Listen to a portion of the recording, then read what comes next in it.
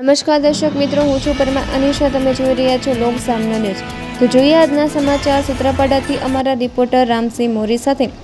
ગીર સોમનાથ જિલ્લાના સૂત્રાપાડા તાલુકામાં જુગારની પ્રવૃત્તિઓ સામે પોલીસને મોટી સફળતા મળી છે. પીપળવા ગામે ચાલતા જુગારધામ પર પોલીસે દરોડો પાડી 4 શખ્સોને ઝડપી પાડ્યા છે.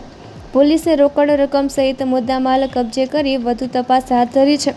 વિગતો મુજબ ગીર સોમનાથ પોલીસ અધિક્ષકના માર્ગદર્શન હેઠળ સૂત્રાપાડા પોલીસ સ્ટેશનની ટીમે પીપળવા ગામની સીમમાં દરોડો પાડી જુગાર રમતા 4 આરોપીઓને રંગે હાથ ઝડપી પાડ્યા હતા.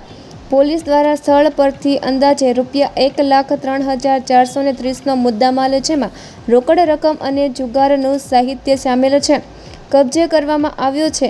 આરોપીઓ સામે ગુજરાત જુગાર ધારા હેઠળ ગુનો નોંધી આગળની કાયદેસરની કાર્યવાહી હાથ ધરવામાં આવી છે. પોલીસે સ્પષ્ટ કર્યું છે કે જિલ્લામાં ગેરકાયદેસર પ્રવૃત્તિઓ સામે આવી કાર્યવાહી સતત ચાલુ રહેશે. તો ફરી મળીશું એક નવા સમાચાર સાથે. ત્યાં સુધી જોતા રહો લોક સામના ન્યૂઝ.